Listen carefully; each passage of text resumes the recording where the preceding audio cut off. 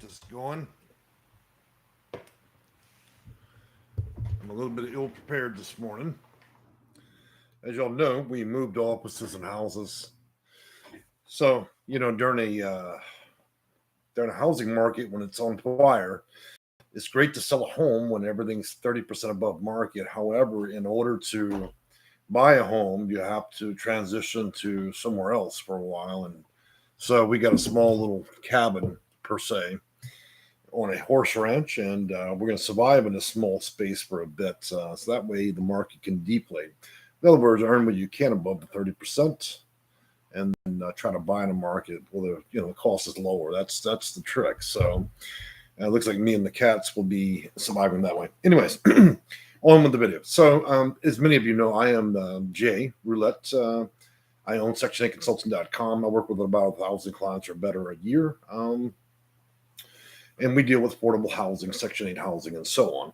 Today, I wanted to go over some facts and figures and then also allow you an opportunity to ask questions in relation to low-income housing, vouchers, and so on.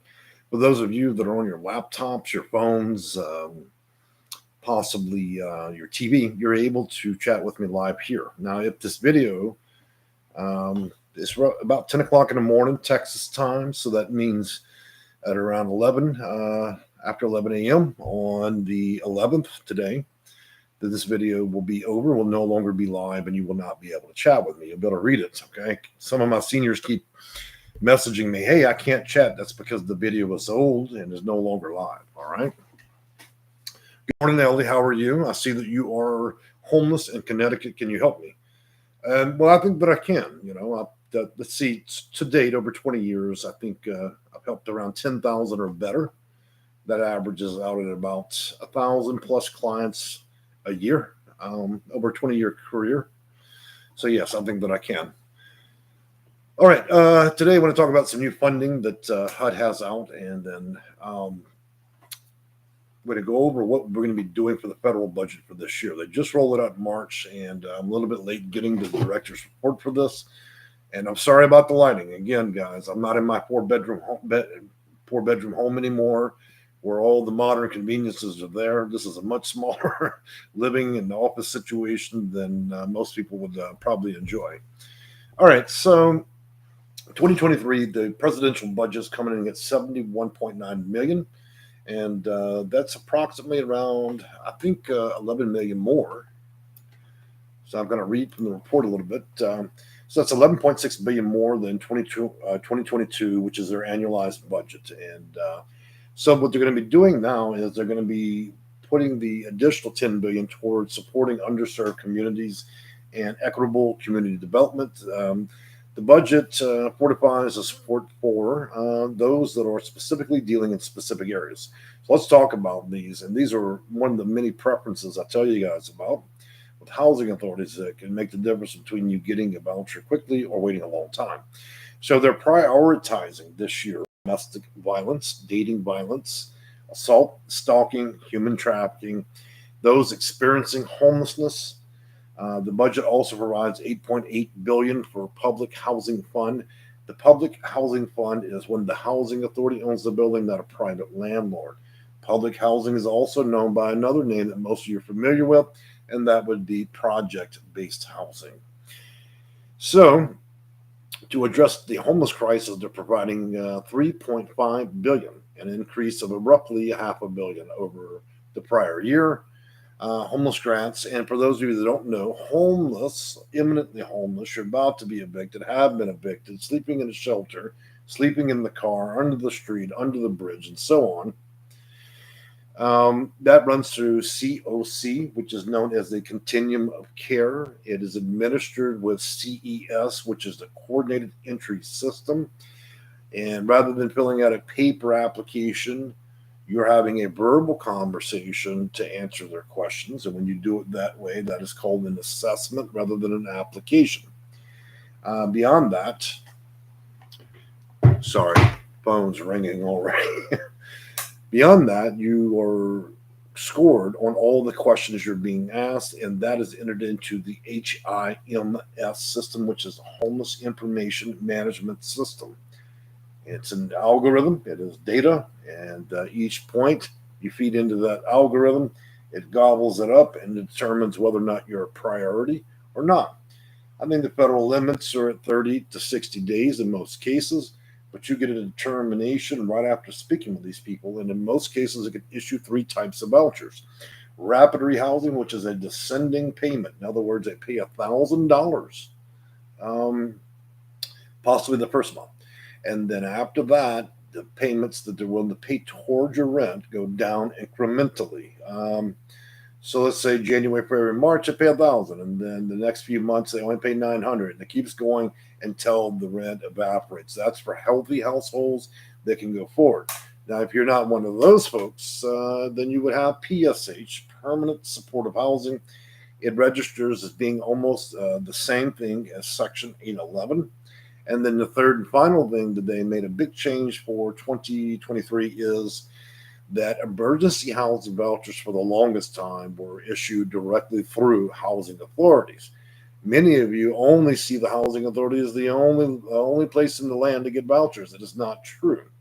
There are other places you can get the same vouchers. They are called the continuum of care. So the COC locations, they issue also the emergency housing voucher if you have a case that's compelling. That's what I work with a lot of clients with. Beyond that, I'm going to go ahead and so I wanted to give that explanation clearly because we have a person that is currently homeless that commented in the channel. That there's much more to that. I just wanted to go over that a bit. So beyond that, 3.5 billion increase, and then it looks like they're doing the community grant block program, but that's not going to be useful for most of you because that's more of the development side of this. There'll be increases in the supply of access to affordable housing. In other words, they're dumping about $35 billion into incentivizing landlords to build more properties, which is going slowly. They're promoting homeownership and wealth building, which you may know of these programs is utilizing your voucher to purchase a home, and also FFS, which is SFF, self-sufficiency program. And I've spoken about that exclusively in about 3 or 4 videos ago. For those of you who don't know, I have over 500 videos. Okay, I have more videos than even HUD itself, and I'm probably the most well-known consultant in the nation, regardless of it being YouTube. Same thing when it comes to Google. I rank #1 in almost every respect. I don't think there's anybody that's even a close second to me after all these years. So. And then there's some other stuff that's built into that budget. So that's nice and lovely. I just want to go over that part. Now, I want to go over some FAQ. And then before I do that, I'm going to address any questions there. So it looks like Ellie says, I'm so scared. I can understand your position, Ellie. Everybody's scared, especially when you're not able to anticipate what might happen to you and what to do. And we certainly, this program and utilizing vouchers and so on, can be a complicated system to get through, and it takes a lot to learn. Look, I've had people that are retired engineers and other things that have reached out to me and said this is the most convoluted process that I've ever been through. Now, I'm not suggesting that going and knocking on the door of the housing authority and filling an application is complicated. What's complicated is what it means, the difference between you filling out an application and actually getting this, okay? So what we're going to do now is I'm going to pull this up with a fact sheet that I had built out this morning, and this should help assist a lot of you answer some primary questions, because believe it or not, around 70% of the people that come to me for consulting work, I do casework for clients. That's where they're able to sleep at night, quit worrying, and then they have me handle their case for them, with the exception of filling out the application. So anyways, we're going to talk about Section 8 housing statistics. Applicants who earn 30% of their median income in an area given preference based on their household need. More than 80% of households under Section 8 subsidized housing earn less than $20,000 a year. Out of 4.8 million households receiving assistance, 2.1 million households receive vouchers. I want to go over that number again. 2.1 million households receive housing vouchers. To give you an idea, we roughly evicted close to 44 million people in the last 24 to 48 months. We evicted an additional 8 million people that own homes out of their homes they were paying for. So the number in the tally gets close up to 50 million. Now that's in addition to people that are already in the system. So where exactly do we get 2 million vouchers in circulation, but we need 50 million? So I don't want to exasperate that number. Clearly, all those people don't need it. Clearly, other people have friends, family, couches that can serve, and other remedies. But you see how perilous the situation is. It was already a tough market before the pandemic, and now it's become extreme beyond measure. In fact, I watched the numbers climb, and this summer it will reach a height of madness that I probably have never experienced in my career, because I see how many people have been calling. We received 81 calls in one day, just a few days ago. Okay. Since I deal with the entire nation, the federal programs across the nation, so I deal with people in every state. That includes people from Honolulu, Puerto Rico. It's not about, as a Section 8 consultant, I'm not dealing with one zip code or specifically in the little town that I live in. I deal with all states. And over the years, I have worked in work cases in nearly every state in America. Well, I shouldn't say nearly all of them. I can't think of a state that has not been affected. Well, there is one where it's less, North Dakota. All right, so going on from there, most eligible households can only consist of 2 members.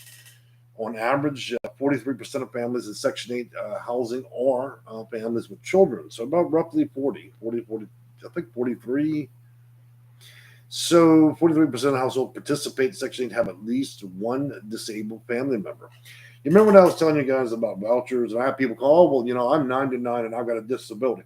Well, so is nearly everybody applying. That makes you not special. It makes you a part of the big crowd of people. And as I mentioned with preferences, housing authorities having preferences for homelessness, for domestic violence, for disability. Those are the big ones, but I mean, there are about 12 other ones. Like anything, if you're baking a cake and you're putting icing on, the more layers of icing, the more problems you have, the higher you really do go up that list. All right, so we're talking about housing options. Although Section 8 is federally funded, the program is administered by local PHAs, which is better known as your local housing authority. These agencies collect and process Section 8 applications to oversee the placement of participants, whether it be in their project-based, whether it's giving them a voucher where they have the choice to utilize those vouchers. And in addition to that, they're responsible for the eligibility requirements, where I'm an expert in that particular area, because if you're going to practice in the trade of working with Section 8 clients, voucher holders, low-income housing, affordable housing, project-based housing, and so on, you'd have to have the specific. There's not one manual for every housing authority. Every single housing authority, and you think of one housing authority, 1 to 5 housing authorities per every county, multiply that by the U.S., you're talking about thousands, up to 5,500, okay? So you'd have to have the policy procedures, data manuals, U.S. code, title code, federal code, and city codes or ordinances for each one of those housing authorities. So you see how perilous it is. With each additional change of the guard, the president, that can change policy procedure at the congressional level and then change everything again. So every time we have an election, guess what I have to do? Reread, reinterpret, and then redo everything, okay? So my job is not just sitting in a chair swirling around and having wonderful thoughts of rainbows and unicorns, okay? So there are PHAs in all 50 states, depending on the state's population demand for affordable housing. You may find the population less than 30,000 generally do have less in that arena. And I want to talk about the types of places that if you have a voucher that gives you the choice of moving somewhere, besides project-based and lit properties, which are subsidized properties, you can rent from apartments, single-family homes, condos, multifamily apartment buildings, group homes, mobile homes, and SROs, better known as single-room occupancy, or an apartment building, okay? So I'll talk about some of the criteria for those of you that are landlords. In order for a property to be rented out under Section 8, the landlord or building owner must maintain the property as they would for any other tenant. In other words, whatever you do for market rate, you must do for Section 8. And then there's compliance under HAP and HUD contracts. Now, I'm not going to get into the rent-to-own housing assistance stuff because it's barely out there, and to be frank with you, it's more convoluted than anything that I've seen. So, I'm going to conclude it there because I didn't want this to be a gigantic video. I just want to go over some of the details here. And for those of you that have questions, now would be a great time to ask, okay? Man, the lighting really is bad, so I'm going to work on that for the next video. This is the first video we've done from this location. Amanda Favera, what about housing referral for Section 8? So I'm reading comments right now. So referrals will typically come from county offices. And county offices would be like if you were a person that went through domestic violence and there was a district attorney's involved. The district attorney is your county official. The district attorney's office can make a referral for you. If you receive your services through the county hospital that is county funded, not a private hospital, then they can make a mental health or physical referral for you. If you're dealing with working or dealing in the county offices, period, you could get a special reference for special use vouchers, okay? I'm not going to talk a great deal about special use because a lot of you are going to see that is the easy out, and it's not. It's actually politically, you got to be politically connected pretty much for that stuff. City Survivor, thank you, Houston, for all you do and your time. I appreciate that for you, City Survivor, for you being the first to thank me for that. So, nice, good early morning. So I want to tell you a little story about last night. Now, many of you, if you're new to the channel, you'll learn very quickly that I incorporate my personal life into my videos. And so I'll tell you a few things you don't know about me. And for those of you that do know me, you already know. I have 18 cats, all of which are rescues. I spent an immense amount of money rescuing these cats from mortal injury and life and death and so on. So here's what happened last night. So a lot of the cats were on the bed. And I thought we were doing great, watching some Netflix. It was late and I rested my eyes. And then, as you know, I have a new cat. We had her in the hospital about 10 days. The rest, she was near death. We saved her from starvation, among many other things. Anyways, she jumped from the 7-foot cat tree into the bed. And I'm thinking about renaming her to Gangster because after what happened last night, she popped off that tree into the bed. Now, all the other cats are scared of her. She's only half the size of the rest, but she is hardcore cat kitty. She's the one that I gave a photo where you saw her going face to face. She faced down a 90-pound pit bull, fearless cat. Just absolutely will defend your honor. She jumped into bed, man, and we all got shredded. The cats all popped. The big pops weighs about 20 pounds. I've got a claw mark from here to about right here. So all the cats went like popcorn. One of them hit the ceiling fan blade, and then they flew everywhere. And I thought I was going to suffer a mortal injury. Of course, when it was done, I laughed, but I was like, man, it can be rather deadly. Well, not deadly, I should say. It can be rather dangerous to have that many cats in the bed. And then my little gangster, when she pops in the bed, man, everybody goes apeshit. Crazy. So, all right. So, Maria Betty, how to file for Section 811. There's not a filing system. You put in an application like anybody else, and they make a determination as to whether or not you would fit in that program. Okay. Section 811 is a subsection of U.S. code, just like you have IRS code, which has subsection 1s, 2, and so on. In order to get Section 811, you must be between the ages of 18 and 61. So that's the short answer. There's a much longer one. Super Queen B45. Greetings, Jay. Glad you're here. Thank you for all your work. Love all you do. And the kitties. Thank you. Mr. Good morning, Jay and chat. Congratulations on the new place. Hey, look, this place here is just a cabin in the, you know what, guys? I'm going to spin the camera, show you the view I got. This is why I picked this place.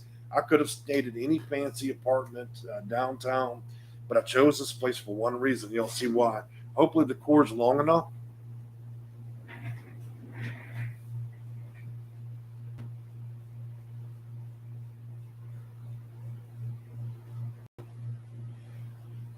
So as you can see, I can go live like a cockroach in a big apartment complex where the cats or be stuck in the house, and then I can sit there and hear all the children bark, hear all the children stomp around, and all the dogs bark, and you're 10 inches apart like you're prisoners, or I can move out here. The trade-off is this little cabin. It's not, it's not, it's not the Hilton, but I'm happy. I'm happy with this. It's a horse ranch. It's beautiful out here. Okay, so that's the trade-off. You can live fancy, and again, we're right out in the housing market. I'm selling in a good market, but I've got to wait because what's the point of making 30% more in a house I'm going to sell if I'm going to buy in an overpriced market? So I've got to sit.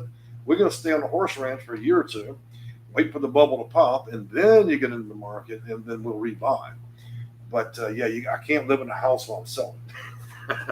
So that explains why. So for now, we're 1,000 square feet. It's tight. Oh, let me show you one more thing real quick. Another injection. So my new project, and no, I'm not rescuing fish, but 60-gallon tank. So a new hobby.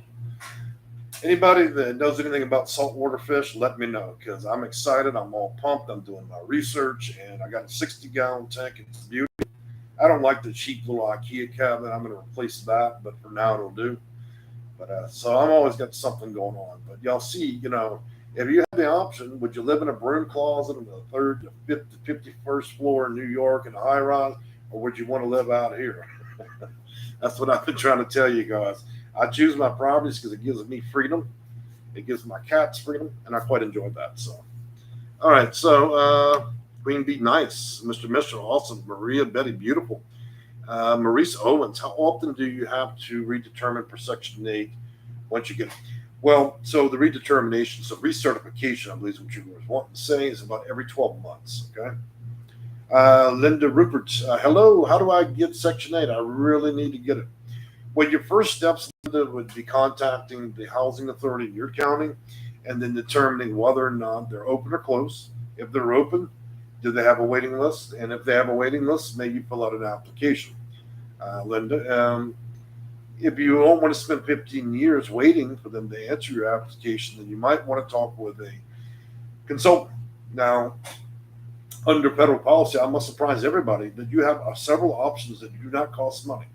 You may call a HUD specialist. They're happy to work on your case for between 1 minute to 3 minutes will be the casework they'll give you and a few answers, and then the phone will hang up. Your second option is you can call the ladies at the housing authority, the men and women that work there. It's important you understand that they're not always in the mood to speak, and they may not want to give you more than a few minutes. Your other third and final option would be calling 211 or 311. 211, 311 have done a fantastic job of hiring people that are completely, well, they hire them off Craigslist. So they, at minimum function, are able to use a keyboard. They get on Google, and they will give you numbers. They're not going to help you in any real way, but they will give you numbers to call that don't generally pick up, and then that will be your resource. So those are the options that are out here in America. If you're smart, you'll get a consultant. But hey, look, you know what? You got lots of DIY people that want to handle their cases, and I tell you, when your family has your barrel, the housing authority will come and knock on your coffin and give you a voucher 40, 50 years later. There's lots of caveats to dealing with vouchers and housing, and it doesn't happen fast typically. But there are, like a good lawyer that has a client that commits murder, if you're really good at your job, you understand that there are loopholes and you learn how to jump through them. There's a lot to this stuff. And over time, over 20 years, I've eventually figured out many ways to reduce those times to practically nothing. Now, they're still significant, but it's certainly not a 15-year wait, okay?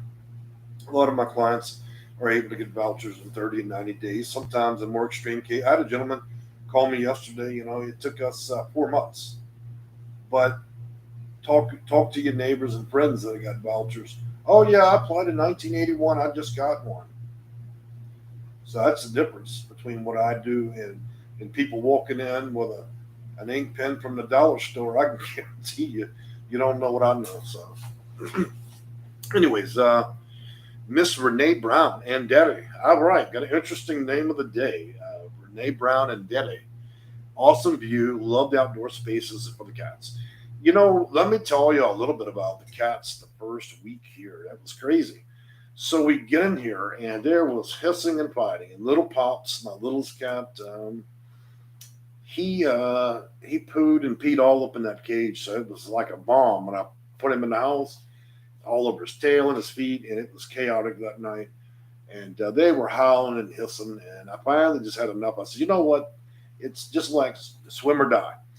I'm just going to open the door, and either they're going to make it or they're not going to make it. Of course, I wasn't too worried. We don't even have roads back here. It's a gravel road, private road.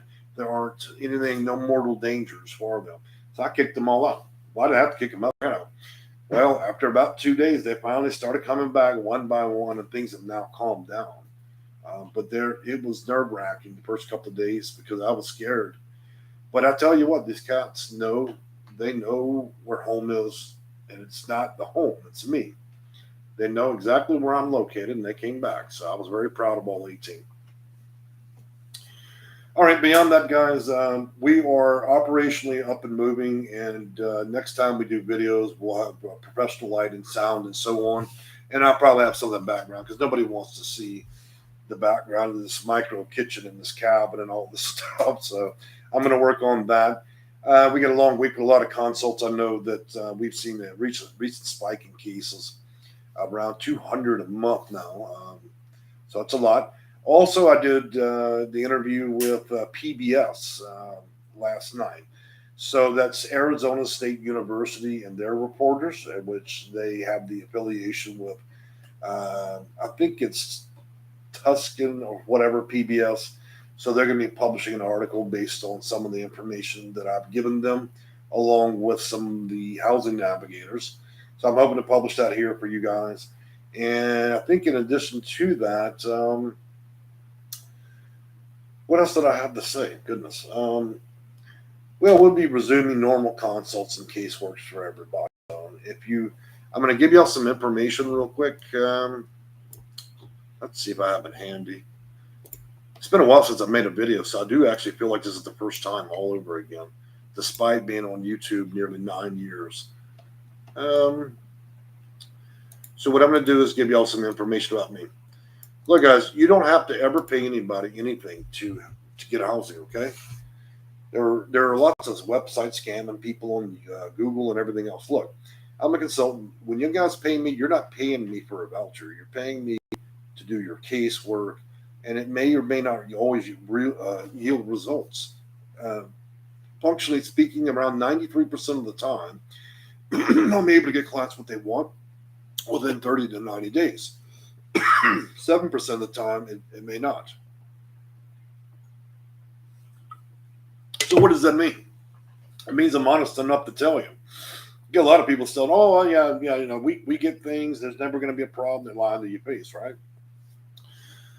So let's see. I'm going to post a link where y'all can see it right now.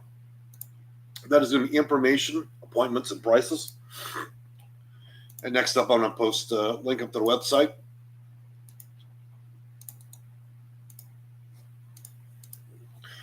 All right, so beyond that, you can verify our company. We are a limited liability corporation. We are filed with the state of Secretary of State, Texas. We are licensed in this business, fully functional and verifiable. Okay, I'm not somebody that's sitting in the bamboo bushes in China asking people to get gift cards and all that nonsense. Okay, I have a well-established history with people in almost all states, and we've even been called in as a consultant for federal court cases to describe the conditions in which Section 8 clients and tenants have had to suffer through when it may come to discrimination and other issues. Okay. You can't be in this line of work without knowing what you're doing. Otherwise, you would put yourself at great mortal jeopardy, and then you would have the FBI at your door. Okay. So we always proceed with great caution when dealing with folks and their cases. And that's it, I think. So I've enjoyed talking with y'all today. If you have any further questions, I'd ask, go ahead and ask. Ellie, yes, I do offer payment plans because nearly everybody that I deal with is low income and so on. Um, so, if you look at the numbers for casework, if you look at it as a technicality, it's about 125 a week. I think that people at Taco Bell actually make more money than I would based on that cost. Okay. How much time to actually invest in my clients? Enough. When you're booking me and you're asking me to be your consultant and do your casework for 2 weeks, it gives you unlimited access to call me when you wish within reason. Of course, you can email for those of you that are email aficionados. For those of you that enjoy text, I don't do that. And I'm going to tell you with text, because I deal with domestic violence victims, I don't know if that's the ex boyfriend on there asking questions, that trying to locate and re-hurt that person. So I do not accept text under any circumstances. Only rarely will I answer those. Okay. Other than that, we do have a 3-page contractual agreement, which is drawn up by an attorney. And it applies to your state rights, federal rights that we do not charge. The felon applications and nonsense, those things are direct violations of federal law. We can advise or consult about what should be done with the applications. I don't charge for that. And beyond that, I think that's it. We operate the same as everybody else. Um, and I'll put up the reviews for you guys if you'd like to see those as well. Let me be very clear about reviews, guys. Any idiot can go out and buy them. Okay, let's be honest. Anybody can buy reviews. I don't engage in that practice. That's why you'll notice that the reviews I get tend to be a little bit bizarre because they're not curated. I don't purchase them. Also on Google, same thing. Okay, and don't believe everything you hear and see. That's how it goes. Look, outside of that, I'd say my ratio of client disappointment is about 3%. You're always look. You got to understand. In my line of work, I'm dealing with people that have developed mental delays. I have people with drug problems and so on. I have other people that suffer from different forms of schizophrenia, bipolar, disability, MSMD, and so on. And so I'm never going to be able to please everybody. Some people actually, I have a number of clients that suffer from paranoia. You go from helping them to them accusing you of all kinds of crazy shit. Okay, so let's just be quite honest. It doesn't always. You can't please everybody, and I don't care to. If I had a perfect reputation, then that would be suspicious as hell, wouldn't it? So beyond that, I want to show you one more thing. I do offer memberships for the channel, and they're a whopping $1.99. Now you can shake that change right out of your couch. I'm going to tell you what I do with those memberships. It's not to line my pockets. These 18 cats, I don't adopt or go find healthy kitties. Most of the cats that I've dealt with were abused, near starved to death, hit by cars, or were unadoptable, or have what they call HFIV, which is female. It's basically a cat HIV. Gives them about 5 to 10 years to live. These cats are my responsibility, and I spend a lot of money on it. I'm not suggesting I need to do it. I'm just saying that memberships allow you to get a really neat little badge in the chat window. You get a little bit of attention from me, and I usually post something about that on our community page, and it supports a good cause. The part that's rough about this, YouTube takes half that. So by the time YouTube gets its slice of that cake, I get a crispy dollar. But that's okay. Those crispy dollars, we use those to go buy cat trees, cat toys, and so on. So if you love your dogs, your cats, your birds, your squirrels, anything but spiders, God help me, I can't stand spiders.